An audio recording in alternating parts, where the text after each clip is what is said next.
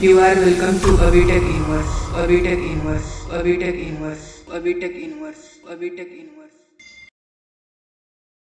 इस वीडियो में हम जानेंगे कैमरा अल्ट्रा 12.0 में फाइल मेनू बार के बारे में। तो कैमरा को ओपन कर लेते हैं और यहाँ पर ये मेरे पास डॉक्यूमेंट है, इसको मैं मैक्सिमाइज कर लेता हूँ। ये इसका रूलर यहाँ पर दिखाई दे रहा है। अगर जो आप में नहीं दिखाई दे रहा है तो आप F12 पे प्रेस करके ला सकते हैं या फिर हटा सकते हैं।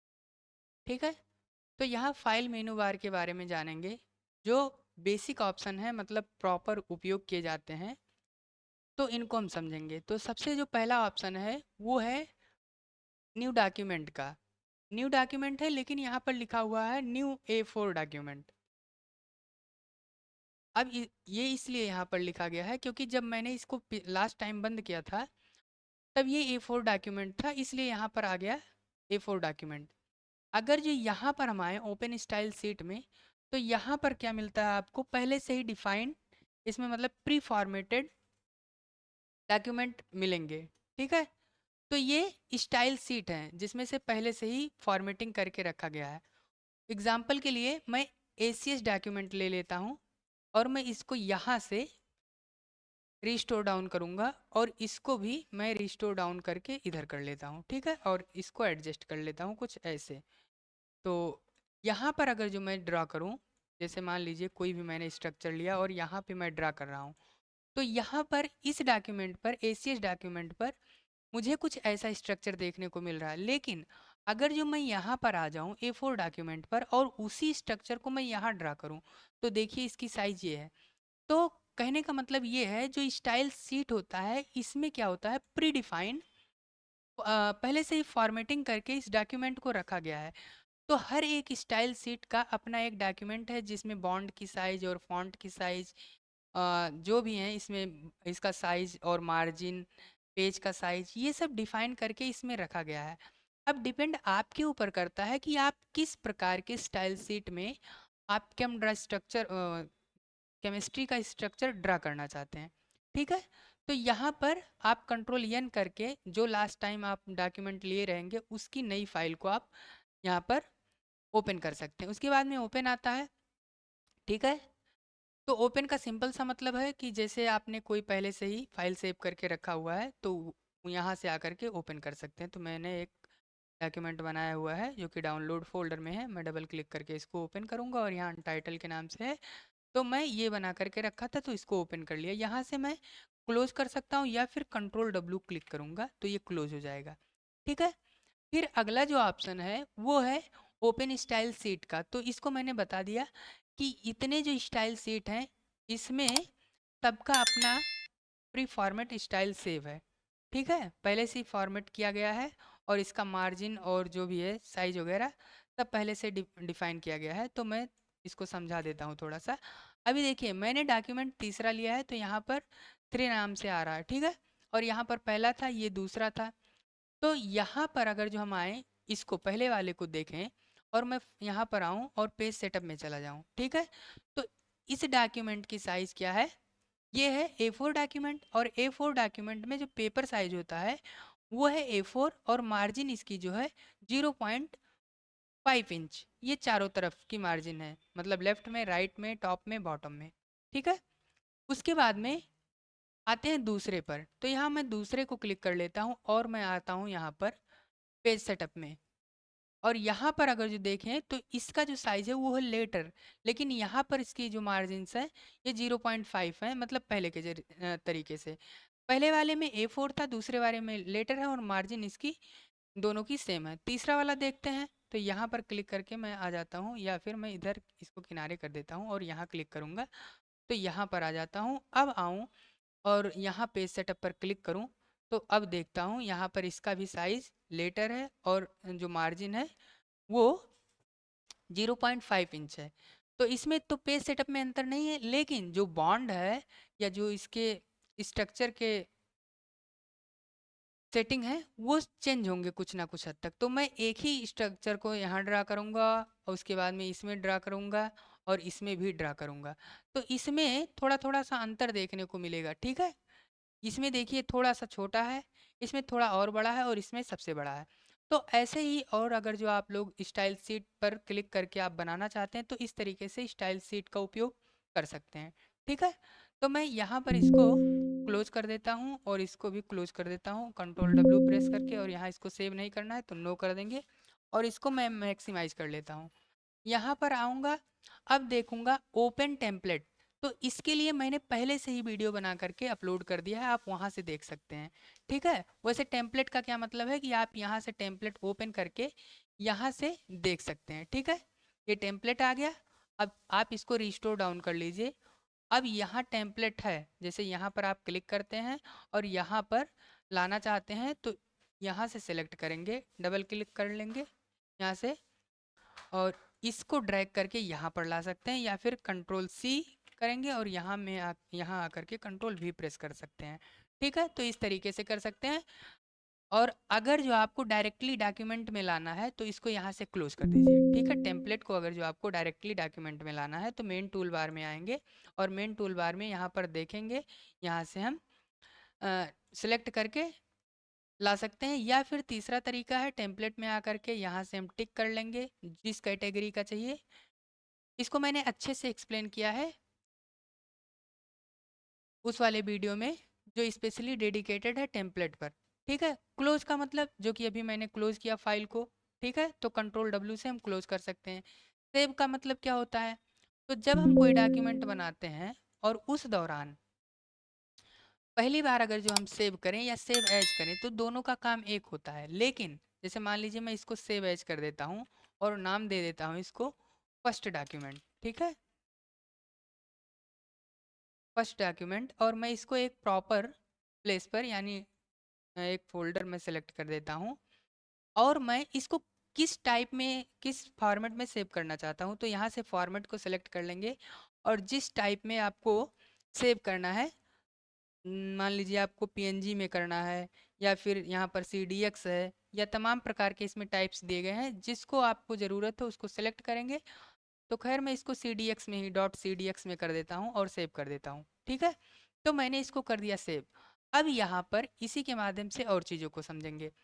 तो यहाँ पर एक बार मैंने सेव कर दिया जो कि सेव एज हो गया।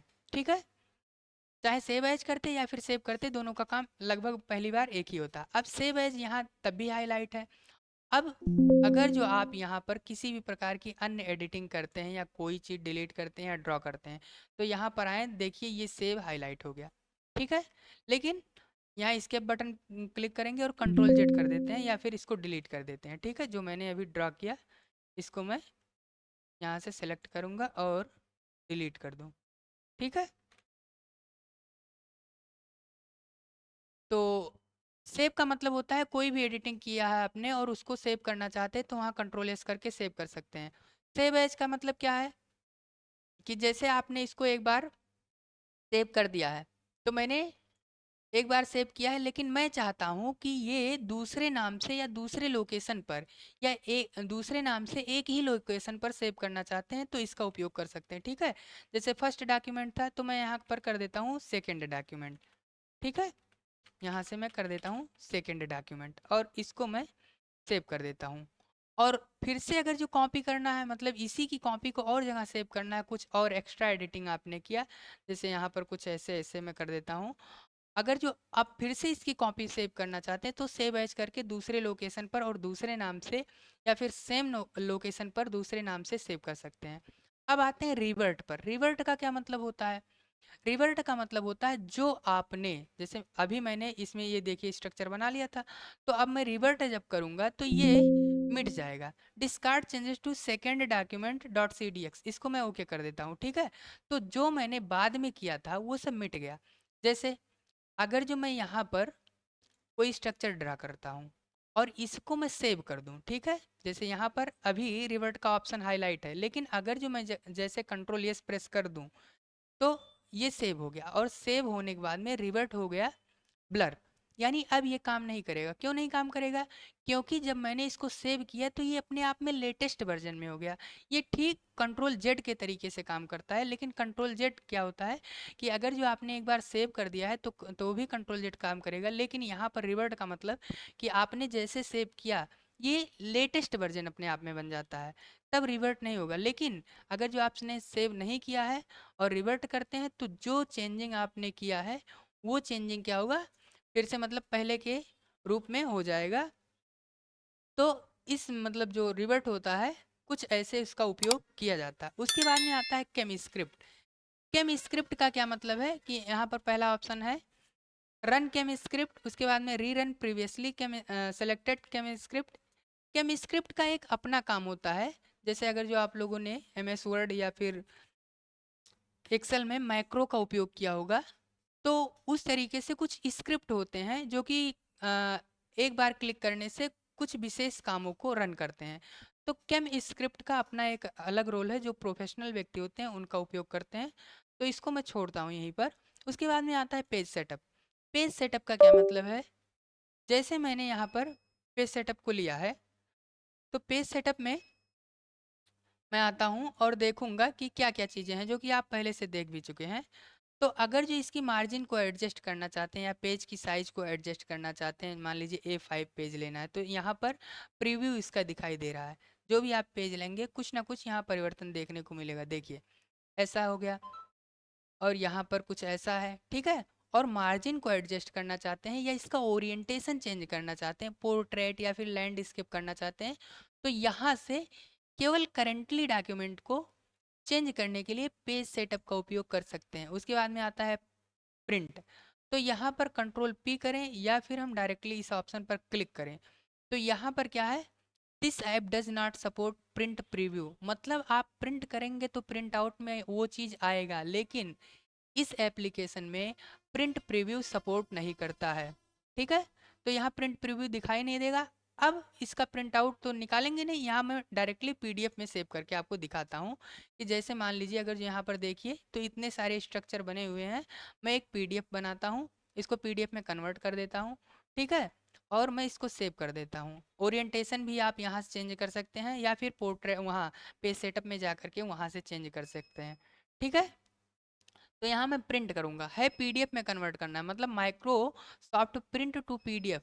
ये जो माइक्रोसॉफ्ट सॉफ्टवेयर है ये किस में कन्वर्ट कर देगा, इसको पीडीएफ में। अब मैं यहाँ सेव करूँगा और यहाँ पर इसका नाम दे देता हूँ, ठीक है। मान लीजिए मैंने कुछ ऐसे कर दिया।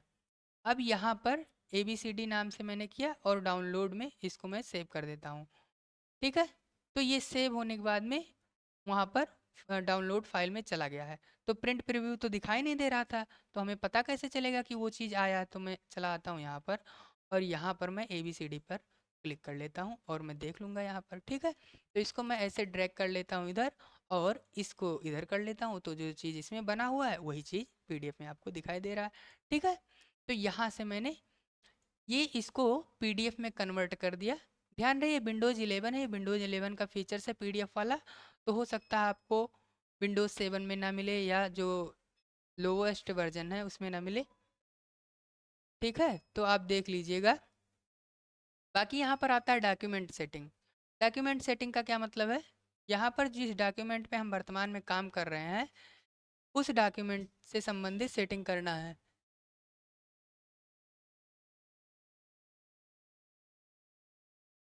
तो यहाँ पर लेआउट है और लेआउट में यहाँ पर देखें डॉक्यूमेंट टाइप में तो ये पोस्टर है और ये पेज है। तो नॉर्मली हम पेज पर काम करते हैं, ठीक है। तो यहाँ पर अगर जो चाहें तो डॉक्यूमेंट के हम यहाँ जो साइज है पेज का साइज अगर जो बढ़ा देंगे तो एक पेज के अलावा 2 पेज हो जाएगा और यहाँ पर जो बिड्थ है उसकी बिड्थ भी बढ़ जाएगी पेज के अनुसार, ठीक है। मार्जिन्स मार्जिन्स का मतलब होता है कि जो डॉक्यूमेंट एरिया होता है उसके बाद में मार्जिन एरिया क्या होता है कि जो पेज होता है और जो कंटेंट होता है एक एरिया। जैसे मान लीजिए मैं यहाँ आता हूँ पेज सेटअप में, ठीक है। और पेज सेटअप में अगर जो देखा जाए तो मैं मैग्नीफायर ऑन कर लेता हूँ और यहाँ पर इसको ध्यान से देखिए। ये जो एरिया है, ये जो बॉर्डर है और जो पेज का किनारा है इसके बीच में जो दूरी है ये होता है मार्जिन। तो मार्जिन को यहाँ से एडजस्ट कर सकते हैं यहाँ से और डॉक्यूमेंट सेटिंग में यहाँ से, ठीक है। यहाँ पर है पेज ओवरलैप। पेज ओवरलैप का क्या मतलब होता है कि एक पेज दूसरे के ऊपर मतलब पहुँच जाए तो उसको पेज ओवरलैप बोलते हैं। अब देखिए पेज सेटअप यहाँ से भी आप देख सकते हैं, जो चीज़ वहाँ स्पेशली पेज सेटअप मिलता है यहाँ पर आता है हेडर एंड फूटर। तो यहाँ पर उसका पोजीशन दिया गया है जो कि ये काम नहीं करता है। जैसे यहाँ पर लिखा है हेडर का पोजीशन क्या है, फ्रॉम टॉप ऑफ पेज, मतलब जो पेज का ऊपरी भाग है यहाँ पर मैं कुछ लिखता हूँ। जैसे मान लीजिए मैं लिख देता हूँ यू आर वेलकम टू अबीटेक यूनिवर्स, ठीक है। अब मैंने इसको कर दिया सेव, लेकिन यहाँ पर मैं 1 इंच कर देता हूँ। जैसे ये 0.5 इंच है, लेकिन मैं यहाँ 1 इंच कर देता हूँ कि टॉप से 1 इंची की दूरी बना करके रखे। तो यहाँ मैं इसको ओके कर दूंगा, ठीक है। ओके तो किया, लेकिन ये हेडर भी आया, लेकिन जो दूरी थी वो दूरी की सेटिंग यहाँ पर अप्लाई नहीं हुआ, तो ये चीज़ इसमें काम नहीं कर रहा है। और बाकी यहाँ पर फुटर है, फुटर के साथ भी वही प्रॉब्लम है कि पोजीशन जो है इसका सेट नहीं हो रहा है। बाकी टेक्स्ट आप क्या चीज़ लिख रहे हैं वो चीज़ आएगा। अच्छा हाँ, हेडर एंड फुटर से संबंधित जो कमेंट टेक्स्ट आप रखना चाहते हैं कि ये चीज़ क्यों लगाया गया है, तो उसके बारे में एडिशनल इंफॉर्मेशन जिसको बोलते हैं आप लिख सकते हैं, ठीक है। About header and footer. अब यहाँ पर क्या है कि इसको हम ऐसे रख सकते हैं, ठीक है। तो मैंने हेडर केवल लगाया है, फुटर लगाया नहीं है। अब मैं आता हूँ अगला जो ऑप्शन है यहाँ पर देखता हूँ डॉक्यूमेंट एनोटेशन। अब डॉक्यूमेंट एनोटेशन में आते हैं, एनोट में कीवर्ड्स हैं, ठीक है, सॉरी कीवर्ड लिखा हुआ है, और कीवर्ड के अंतर्गत ऐड न्यू डिस्क्रिप्शन आता है, ठीक है। न्यू डिस्क्रिप्शन का मतलब जो चीज़ आप यहाँ देख रहे हैं उसी जैसे यहाँ पर पहले से मौजूद है, guide, description, name, other information. तो यहाँ पर मैं लिख सकता हूँ कीवर्ड में माई इन्फॉर्मेशन या कुछ भी आपको जो समझ में आए, ठीक है, उसको करके, और आप कुछ विशेष स्पेशल इंफॉर्मेशन यहाँ पर इसको ऐड कर सकते हैं, ठीक है। तो यहाँ पर माई इन्फॉर्मेशन में स्पेशल इंफॉर्मेशन कंटेंट है, बाकी आप इसको चेंज भी कर सकते हैं। You can change it again, ठीक है। तो यहाँ पर डिलीट कीवर्ड भी है, वो भी आप कर सकते हैं, ठीक है। तो यहाँ देखिए डिलीट कीवर्ड सबके साथ में काम नहीं करेगा, ये काम करेगा जो आपने केवल बनाया है या जिसके लिए वो चीज़ स्पेशल मतलब है। यहाँ पर इसको डिलीट करना है तो आप डिलीट कर सकते हैं, ठीक है। और इसको डिलीट कर दें है, और ओके कर देते हैं। अब दोबारा से आते हैं यहाँ पर पेज एनोटेशन में, देखते हैं, हाँ वो हट गया, ठीक है। तो ऐसे आप कीवर्ड लगा सकते हैं, ओ सॉरी एनोट कर सकते हैं डॉक्यूमेंट एनोटेशन में आकर के। नेम, अब इसका क्या नाम रखना चाहते हैं कंटेंट का, तो आप यहाँ से कुछ कर सकते हैं। बाकी ये स्पेशल इंफॉर्मेशन के लिए होता ही है कि आपने इस डॉक्यूमेंट को किस लिए बनाया है या कहाँ पर उपयोग किया जाएगा, ठीक है। उसके बाद में आता है, अच्छा डॉक्यूमेंट सेटिंग में मैं केवल यहीं तक हेडर एंड फुटर तक बताया, ड्राइंग में क्या होता है।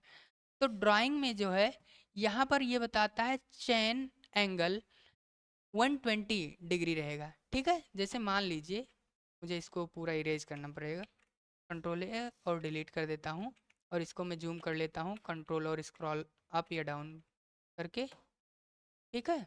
अब मैं आता हूँ यहाँ पर और डॉक्यूमेंट सेटिंग में, इसको मैं जैसे यहाँ पर ड्राइंग है, ड्राइंग में चेन एंगल 120 डिग्रीज है, ठीक है। आप इसको घटा बढ़ा सकते हैं। तो अभी तो 120 डिग्री है तो इसको समझना भी तो है, तो यहाँ पर इसको मैं इसे ड्रॉ कर लेता हूँ, ठीक है। अब इसको मैं सेलेक्ट कर लेता हूँ, और इसमें मैं आऊँगा डॉक्यूमेंट सेटिंग में, और 120 से मैं यहाँ पर आता हूँ, कर देता हूँ 150, ठीक है। और इसको मैं कर देता हूँ चेंज, और इसको ओके कर देता हूँ, ठीक है। खैर ये चेंज नहीं हुआ, लेकिन अब मैं दोबारा से इसको करता हूँ, देखिए ये चेंज हो गया। मतलब मैंने सेटिंग चेंज किया और दोबारा से इसको ड्रॉ किया तो ये ऐसे हो गया। ये पहले वाला है जो बिना सेटिंग चेंज किए गया था, ये 120 डिग्री का है और ये 150 डिग्री का है। तो इसको मैं कंट्रोल जेड कर लेता हूँ, और जो सेटिंग मैंने चेंज किया है उसको मैं फिर से वही कर देता हूँ ताकि मुझे बाद में प्रॉब्लम ना हो। आपको अपनी ज़रूरत के अनुसार करना है, ठीक है। तो मैंने इसको ऐसे कर दिया, मतलब ये अभी भी वैसे ही है। उसके बाद में आता है बॉन्ड स्पेसिंग। तो यहाँ पर है 12% ऑफ लेंथ रहेगा, मतलब लेंथ का 12% रहेगा। उसके बाद में फिक्स लेंथ है, बोर्ड विड्थ है, लाइन विड्थ है। तो इसको आप अपनी ज़रूरत के अनुसार सेट कर सकते हैं। बाकी ये सब छोटे छोटे जो ऑप्शंस हैं मैं इसको शॉर्ट में अपलोड कर दूंगा, ठीक है। उसके बाद में यूनिट आता है। यूनिट का मतलब क्या होता है? इकाई, मतलब मेजरमेंट यूनिट। जैसे यहाँ पर देखिए तो ये 1 2 3 यहाँ से है इंच में। अगर जो मैं यही चीज़ सीएम कर दूँ यानी सेंटीमीटर, तो ये कुछ ऐसे हो जाएगा। ये देखिए कुछ इधर से हो गया। बाकी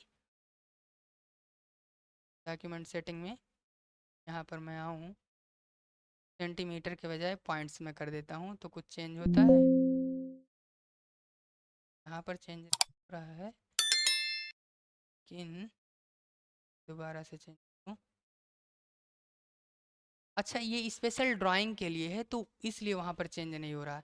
उसके बाद में आता है ऑटो अपडेट। ऑटो अपडेट का मतलब क्या है कि जैसे आप कोई चीज़ यहाँ पर काम कर रहे हैं, जैसे मान लीजिए मैं यहाँ पर लिख रहा हूँ CS3, ठीक है। यहाँ पर मैं इंटर क्लिक करूँ, प्रेस करूँ और मैं CS3 कर दूँ, ठीक है। और मैं यहाँ से कोई बॉन्ड और लगा दूँ तो, या फिर एक बॉन्ड और लगा दूँ और यहाँ से मैं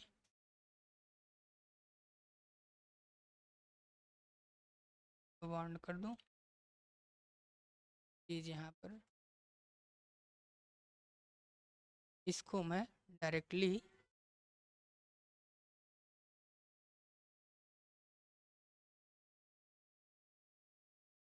पर C2H4 कर दूँ, ठीक है। C2H4 में कर देता हूँ और यहाँ पर आ करके मैं इसको कन्वर्ट कर देता हूँ। और मैं यहाँ पर आ करके, सॉरी पास में हो गया, इसको मैं यहाँ पर आ करके अब मैं बॉन्ड लगाऊँ यहाँ पर। तो इसको चेंज होना चाहिए लेकिन ये चेंज नहीं हो रहा है। कुछ सेटिंग मैंने पहले से ही गड़बड़ करके रखा है क्या इसमें?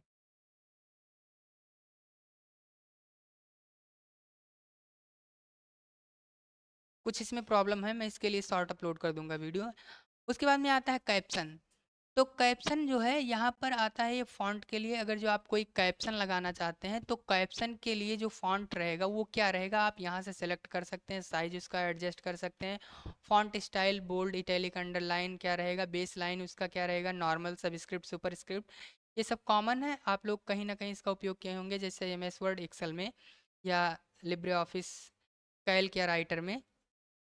उसके बाद में यहाँ ऑड एटम लेवल का आता है। तो जैसे कैप्शन का फॉन्ट आपको सेलेक्ट करना है या साइज चेंज करना है तो ऐसे एटम के लिए होता है। यहाँ कैप्शन के लिए पूरा काम होगा, यहाँ एटम लेवल के लिए काम होगा, ठीक है। जैसे नॉर्मली आप लिख देते हैं हाइड्रोजन, कार्बन, इसी को एटम लेवल कहा जाता है। और उसके बाद में कलर है तो यहाँ पर बैकग्राउंड कलर है, फॉरग्राउंड कलर है, तो आप इसको चेंज कर सकते हैं। तो यहाँ पर ये हो गया डॉक्यूमेंट सेटिंग। उसके बाद में इसमें डॉक्यूमेंट सेटिंग में कुछ ऑप्शन बाकी हैं, मैं इसको शॉर्ट में अपलोड कर दूंगा। उसके बाद में आता है डॉक्यूमेंट एनोटेशन, जो कि मैंने बता दिया है। अब आता है अप्लाई डॉक्यूमेंट सेटिंग। इसका क्या मतलब है? तो अभी मैंने देखा इसमें यहाँ पर ओपन स्टाइल सीट है, उसके बाद में यहाँ पर है अप्लाई डॉक्यूमेंट सेटिंग फ्रॉम। इसका सिंपल सा मतलब ये है कि जैसे मैं नॉर्मली काम कर रहा हूँ A4 पेज पर, लेकिन मुझे फॉर्मेटिंग चाहिए ACS डॉक्यूमेंट का, तो मैं यहाँ पर ऐसे काम करूँगा। इसको मैं कट कर देता हूँ, Ctrl W प्रेस करके यहाँ पर, और Ctrl N में करूँ, ठीक है। तो फिर से वही आ गया, लेकिन मुझे चाहिए A4। तो मैं आऊँ यहाँ पर और यहाँ पर आकर के A4 डॉक्यूमेंट में ले लेता हूँ, ठीक है। अब मैं कुछ चीज़ों को यहाँ पर ड्रा कर लेता हूँ जिनका साइज यहाँ पर ऐसे एडजस्ट है, ठीक है। लेकिन अब मैं चाहूँ यहाँ पर किसी दूसरे स्टाइल सीट की फॉर्मेटिंग को अप्लाई करना, तो मैं यहाँ पर आऊँगा apply document setting from ACS document 1996 पर करना है, तो इसको मैं ओके कर देता हूँ, ठीक है। तो देखिए ये साइज़ छोटा हो गया। तो इस तरीके से ये कुछ काम करता है, ठीक ना। उसके बाद में अगला जो ऑप्शन है वो क्या है, प्रेफरेंसेस का। तो यहाँ पर ये है जर्नल, और जनरल का मतलब होता है यहाँ पर अगर जो ये यूनिट अगर इंच में है, आप सेंटीमीटर में करना चाहते तो यहाँ पर ये रूलर की बात कर रहा है, आप सेंटीमीटर में कन्वर्ट करके ओके कर दीजिए। देखिए सेंटीमीटर में हो गया, ठीक है। यही चीज़ मैं पहले उसमें बता रहा था जो कि गलत था, वो ड्राइंग के लिए केवल था। और यहाँ पर ये चीज़ जिसमें था उसको ऐसे ही रखेंगे क्योंकि सेटिंग नहीं बेकार करना है। टॉलरेंस का क्या मतलब होता है? टॉलरेंस यहाँ पर 5 पिक्सल्स है, तो इसको आप बढ़ा सकते हैं। इसका मतलब क्या होता है? तो मैं इसको पहले कंट्रोल जेड प्रेस कर लूँ, ठीक है। तो ये A4 डॉक्यूमेंट में मैं आ गया, और A4 डॉक्यूमेंट में मैं आने के बाद में यहाँ पर मैं एक बेंजीन रिंग और इसको ऐसे कर देता हूँ। अब मैं आता हूँ प्रेफरेंसेज में, और टॉलरेंस का मतलब ये होता है कि जैसे आप किसी बॉन्ड को यहाँ पर लगाना चाहते हैं, ठीक है, यहाँ पर आप बॉन्ड को लगाना चाहते हैं तो आप सेलेक्ट करके जैसे यहाँ पर आएंगे तुरंत ये हाईलाइट हो जाएगा। जैसे यहाँ पर आते हैं तो ये 5 पिक्सल दूरी है, और 5 पिक्सल दूरी को तय करते ही हाईलाइट हो जाएगा। लेकिन अगर जो आप चाहते हैं कि ये थोड़ा दूर से ही हाईलाइट हो जाए, तो आप यहाँ पर आएंगे और इसको 5 के बजाय यहाँ पर मान लीजिए मैं 15 कर देता हूँ, और मैं इसको क्लिक कर देता हूँ ओके। और यहाँ पर जैसे यहाँ पर आऊँगा, देखिए पहले के बजाय दूर से ही थोड़ा सा हाईलाइट हो जा रहा है। और बढ़ा दूँ ताकि क्लियर रहे, 15 के बजाय यहाँ 25 कर देता हूँ, और इसको मैं ओके कर देता हूँ, ठीक है। अब देखिए इतनी दूर से ही ये हाईलाइट हो जा रहा है। और बॉन्ड अगर जो आप लगाएंगे तो यहाँ पर देखिए, मतलब दूर से ही वो उसको कैच कर ले रहा है, तो उसको एडजस्ट कर रहा है। इस तरीके से आप टॉलरेंस को घटा बढ़ा सकते हैं। और यहाँ पर इसको मैं कर देता हूँ 5 सेंटीमीटर। फिर से वही शब्द, सेटिंग को बेकार नहीं करना है यहाँ पर। फिर थीम यहाँ पर कैमड्रॉ है, आप लार्ज करना चाहेंगे तो ये जो इसके मेन टूल बार्स हैं ये बड़े साइज में दिखाई देंगे। जैसे यहाँ पर ये छोटा हो गया, यहाँ पर देखिए अब ये बड़े साइज में दिखाई दे रहा है। तो हम प्रेफरेंसेज में जाएंगे और फिर से हम इसको वही कर देंगे कैमड्रॉ। बाकी यहाँ पर है ग्राफिक एक्सपोर्ट बॉर्डर 0 सेंटीमीटर। अगर जो आप इसी चीज़ को PNG यानी ग्राफिक्स में एक्सपोर्ट करना चाहते हैं तो ये बॉर्डर लगाना चाहते हैं आप या नहीं, तो आप यहाँ से इस चीज़ को लगा सकते हैं। उसके बाद में आता है यूज़ एंटी अलाइजिंग का क्या मतलब होता है? जब तक ये टिक रहेगा तब तक ये आपको स्मूथली दिखेगा, लेकिन जैसे आप अनटिक करके इसको ओके कर देंगे तुरंत ये देखिए दिखने में बेकार लगने लगा है। ये देखिए रफली बदगी के साथ दिख रहा है। लेकिन अगर जो यही चीज़ आप टिक करके रखेंगे, प्रेफरेंसेस में आ करके आप यूज़ एंटी अलाइजिंग करेंगे, तो यही चीज़ आपको स्मूथ दिखेगा, ठीक है। देखिए एकदम क्लियर दिखने लगा। आप अपने सिस्टम में इसको मतलब चेक कर सकते हैं। उसके बाद में आता है प्रिंट बैकग्राउंड कलर। अगर जो बैकग्राउंड कलर लगाते हैं तो प्रिंट आउट के समय आपको बैकग्राउंड कलर मिलेगा। इंक्लूड डिफ़ॉल्ट फूटर, इसका मतलब है कि डिफ़ॉल्ट इसमें फूटर इंक्लूड रहेगा जिसमें कुछ चीज़ें लिखी रहेंगी। उसके बाद में check structure when copying to clipboard और एक्सपोर्टिंग। इसका मतलब ये है कि जब ये कॉपी किया जाए स्ट्रक्चर जो आपने बनाया है या एक्सपोर्ट किया जाए, कहने का मतलब है जब क्लिपबोर्ड में कॉपी किया जाएगा या एक्सपोर्ट किया जाएगा तो स्ट्रक्चर को चेक करना है। तो अगर जो चेक करना है तो टिक करके रखेंगे, अगर जो नहीं चेक करना है तो अनटिक कर देंगे। उसके बाद में आता है ऑटोमेटिक रिएक्शन मैपिंग। इसका मतलब क्या है कि जब आप कोई रिएक्शन, इसको ऐसे समझ लीजिए, यहाँ पर मैं इसको कर देता हूँ डिलीट इस वाले को, और मैं यहाँ पर आता हूँ और इसको ऐसे यहाँ से कट लगा देता हूँ, ठीक है। फिर यहाँ मुझे इसको बताना है स्टाइक्योमेट्री के द्वारा, ठीक है। तो यहाँ मैं आता हूँ,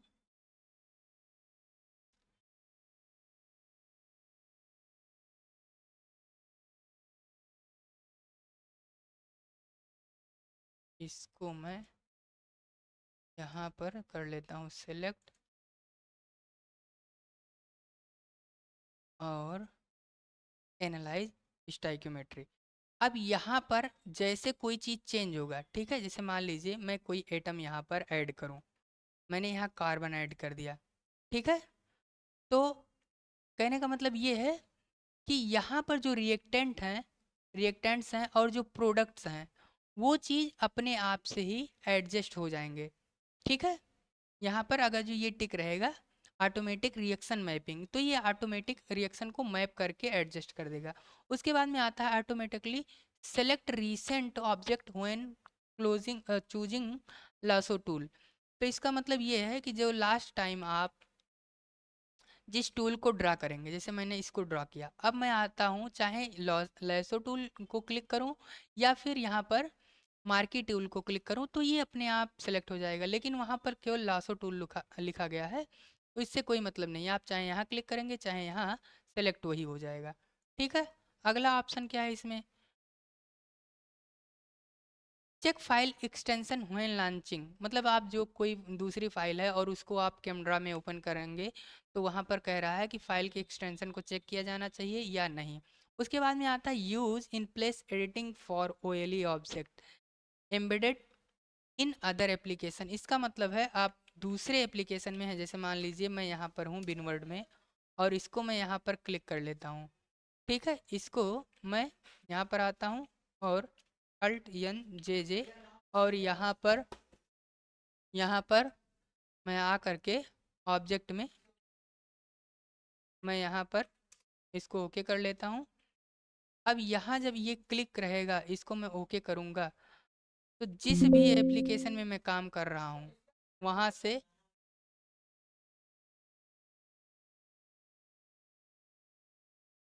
जैसे मैं यहाँ पर आ गया ऑब्जेक्ट में,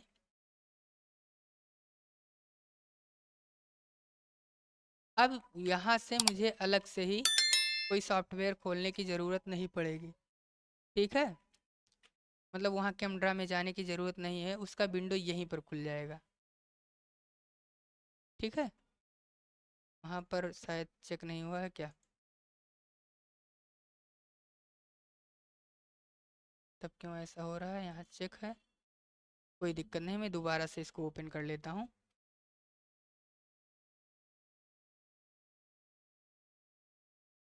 इनवर्ड में आऊँगा और यहाँ पर मैं आ करके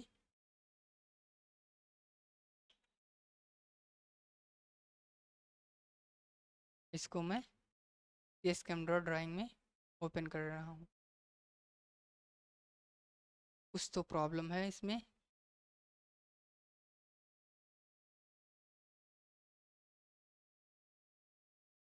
कैमरा मैंने ओपन किया और मैं यहाँ से आकर के एक बार फिर से इसकी सेटिंग को चेंज करूँगा। Use in place editing for OLE object embedded in other application. खैर इसको आप अपने सिस्टम में देख लीजिएगा, क्योंकि मैंने इसका उपयोग किया था। इसका मतलब यही है कि आप स्पेशली कैमरा आपको ओपन नहीं करना पड़ेगा, ये चीज़ उसी सॉफ्टवेयर में मतलब उसका विंडो एडिटिंग विंडो ओपन हो जाएगा और वहीं पर आप काम कर सकते हैं। जैसे मान लीजिए आप कोरल ड्रा से ओपन कर लेते हैं इसको, या फिर वर्ड से ओपन करते हैं, या फिर आप लिब्रे ऑफिस राइटर से ओपन कर लेते हैं, तो ये कुछ इस तरीके से वहीं पर विंडो ओपन हो जाएगा। उसके बाद में आता है use anti aliasing when generating Windows meta files. तो यहाँ पर जो एंटी अलाइजिंग यहाँ पर मतलब स्मूथली कोई रिंग बनाया हो या फिर बॉन्ड हो जो रफली दिख रहा था, उसको स्मूथ करने के लिए, एकदम फ्रेश करने के लिए, मतलब क्लीन शेप रहे, उस तरीके से दिखे, वही चीज़ यहाँ पर है। लेकिन यहाँ पर क्या है, जनरेटिंग विंडोज़ मेटा फाइल्स। ठीक है, जब मेटा फाइल्स को जनरेट किया जाता है तो उस चीज़ को वो क्लीन रखे। उसके बाद में आता है बिल्डिंग एंड डिस्प्ले। ठीक है, तो यहाँ पर ये कुछ इसके इंफॉर्मेशंस हैं जो कि टिक होने चाहिए, ऑप्शंस हैं जो कि टिक होने चाहिए। उसके बाद में आता है वार्निंग। वार्निंग का मतलब है कि जैसे आप जो गलतियां करते हैं, तो जहाँ जहाँ हाईलाइट हो जाता है या बैलेंस एरर होता है, चार्ज एरर होता है, इनवैलिड आइसोटोप्स लगाए जाते हैं या आइसोलेटेड बॉन्ड होते हैं, तो जहाँ गलतियाँ हाईलाइट हो जाती हैं, यहाँ से आपको जिस प्रकार की गलती को हाईलाइट नहीं करना है उसको अनटिक कर देंगे, तो वो चीज़ यहाँ पर मतलब नहीं दिखाई देगा। बाकी ओपन एंड सेव है, तो यहाँ पर ये जो ब्लॉक है यहाँ से ले करके यहाँ तक ये ओपनिंग फाइल से संबंधित है। ठीक है, तो डिफ़ॉल्ट स्टाइल सीट क्या ओपन हो गया, जो डिफ़ॉल्ट रहेगा, तो आप स्टाइल सीट जो कि मैंने पहले बताया, अब यहाँ से आकर के आप ब्राउज़ करेंगे और ब्राउज़ करके अगर जो आप यहाँ से लगाना चाहते हैं कुछ, यहाँ पर स्टाइल सीट ही नहीं क्या, चलिए कोई बात नहीं, इसको हम ऐसे ही रहने देते हैं। तो यहाँ पर हम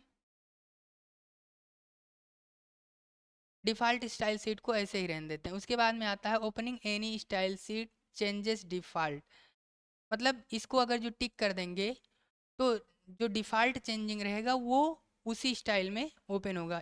उसके बाद में आता है यूज़ डिफ़ॉल्ट फाइल नेम, अगर जो आप कुछ स्पेशल नाम देना चाहते हैं जैसे आल फाइल, अगर जो मैं यहाँ पर आऊँ और कंट्रोल शिफ्ट एस प्रेस करूँ तो यहाँ पर देखिए अनटाइटल है और कैमरा है। अगर जो आप कुछ डिफ़ॉल्ट नाम देना चाहते हैं, जैसे मैं यहाँ पर इसको मेन टूल बार को लगा दूँ, देखने में थोड़ा सा बेकार लग रहा है, और यहाँ पर जनरल टूल बार भी रहे, ठीक है।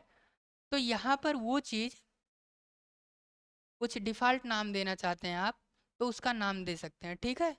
उसके बाद में डिफ़ॉल्ट टूल्स का क्या मतलब है कि जहाँ पर आप जैसे मान लीजिए आप बेंजीन रिंग बना करके छोड़े हुए हैं और यहीं से आप कैमरा को क्लोज किए हैं, ठीक है।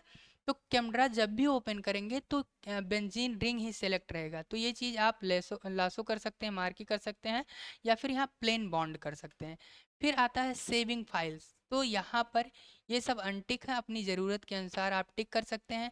इसमें एक फ़ायदा ऑटो सेव एवरी 5 मिनट है, आप ऑटो सेव कर देंगे, ठीक है, और इसकी मिनट्स को कम कर देंगे तो ये अपने आप से मतलब 5 मिनट या 1-2 मिनट जितना भी टाइम सेट करेंगे उसमें ये सेव करता रहेगा, आपको सेव करने की ज़रूरत नहीं है। प्रॉम्प्ट फॉर कमेंट होता है कि जब आप सेव करेंगे और सेव करते समय आपको एक डायलॉग बॉक्स मिलेगा एक कमेंट करने के लिए, मतलब अपने आप से आ जाएगा। तो आप इस चीज़ को टिक करके आप मतलब ला सकते हैं। उसके बाद में वार्न अबाउट डेटा लॉस, मतलब कहीं डेटा लॉस हो रहा है आपका, मिट जाएगा तो उस चीज़ को वार्निंग दे, तो आप इसको आप करके कर सकते हैं, ठीक है। तो इसको मैं अनटिक कर देता हूँ। डिफ़ॉल्ट ही रहे। डायरेक्टरीज का क्या मतलब है, यहाँ पर यूज़ डॉक्यूमेंट लोकेशन, मतलब कहाँ पर लोकेशन सेव हो, मतलब आपका डॉक्यूमेंट सेव हो तो आप प्रॉपर किसी फाइल का नाम दे सकते हैं। ब्राउज करके आप मान लीजिए डेस्कटॉप में सेव करना चाहते हैं, डाउनलोड में करना चाहते हैं, तो यहाँ कोई एक डायरेक्टरी आप सेलेक्ट कर सकते हैं। तो जैसे मान लीजिए यहाँ पर मेरे पास HTML फॉर बिगिनर्स फोल्डर है या पेपर फोल्डर, प्रोग्राम 2 फोल्डर है, तो अगर जो मैं यहाँ कहीं रखना चाहता हूँ तो इसको मैं सेलेक्ट करके ओके कर दूंगा। तो मैं जब भी सेव करूँगा तो मुझे बार बार फोल्डर सेलेक्ट करने की आदत हो ज़रूरत नहीं पड़ेगी, वो चीज़ उसी में एक बार में ही सेट हो जाएगा। ऐड न्यू, कोई नई डायरेक्टरीज आप ओपन करना चाहते हैं या ऐड करना चाहते हैं तो यहाँ से आप कर सकते हैं, ठीक है। और कोई डायरेक्टरीज आप हटाना चाहते हैं, ठीक है, तो हटा भी सकते हैं। और मूव अप या मूव डाउन करना है तो उसको भी कर सकते हैं। उसके बाद में आप डिफ़ॉल्ट सेट करना चाहते हैं तो आप रिस्टोर कर सकते हैं, ठीक है, जो एकदम की डिफ़ॉल्ट होता है। और यहाँ यूज डिफ़ॉल्ट का मतलब है कि जो सेटिंग आप इस डॉक्यूमेंट पर सेलेक्ट कर रहे हैं वो चीज़ सबके लिए सेट हो जाए, मतलब डिफ़ॉल्ट सेट हो जाए, तो आप वहाँ पर यूज डिफ़ॉल्ट करके ओके कर देंगे तो वो चीज़ सबके लिए हो जाएगा, ठीक है। उसके बाद में आता है लिस्ट निकनेम, इसके लिए भी एक डेडिकेटेड वीडियो है, आप वहाँ से जा कर के लिस्ट निकनेम्स को समझ सकते हैं, कैसे बनाया जाता है, डिलीट किया जाता है, कैसे उपयोग किया जाता है, ठीक है। तो आप इसके लिए वीडियो देख सकते हैं। उसके बाद में ये है रीसेंट डॉक्यूमेंट, मतलब हाल ही में जितने डॉक्यूमेंट ओपन किए गए हैं, बंद किए गए हैं, वो चीज़ आपको यहाँ देखने के लिए मिल जाता है। तो मैंने 6 डॉक्यूमेंट्स को ओपन किया, क्लोज किया है, तो ये यहाँ पर भरा हुआ है। अगर जो आप में 2 ही 3 डॉक्यूमेंट हैं तो आप में 2 ही 3 डॉक्यूमेंट दिखाई देंगे, ठीक है। उसके बाद में जो लास्ट ऑप्शन है ये है एग्जिट कैमरा अल्ट्रा। अभी तक देखिए यहाँ है क्लोज और यहाँ है एग्जिट, इसका मतलब क्या है। क्लोज का मतलब है कि जैसे मान लीजिए ये मेरा एक डॉक्यूमेंट है, ये मेरा एक डॉक्यूमेंट है अनटाइटल्ड A4 डॉक्यूमेंट 1, ठीक है। तो यहाँ पर ये डॉक्यूमेंट है। अब मैं कंट्रोल एन करूँ तो यहाँ मुझे एक नया डॉक्यूमेंट मिल गया, फिर कंट्रोल एन करूँ तो एक नया डॉक्यूमेंट मिल गया। 1 2 एंड 3, मुझे मेरे पास 3 डॉक्यूमेंट्स हैं और मैं इसको क्लोज कर दूं तो ये मैं डॉक्यूमेंट क्लोज कर रहा हूँ कंट्रोल W के द्वारा, और कंट्रोल W के द्वारा मैंने इसको भी क्लोज कर दिया। अब मेरे पास कोई डॉक्यूमेंट है ही नहीं, लेकिन यहाँ पर कैमरा अल्ट्रा जो है वो ओपन है सॉफ्टवेयर।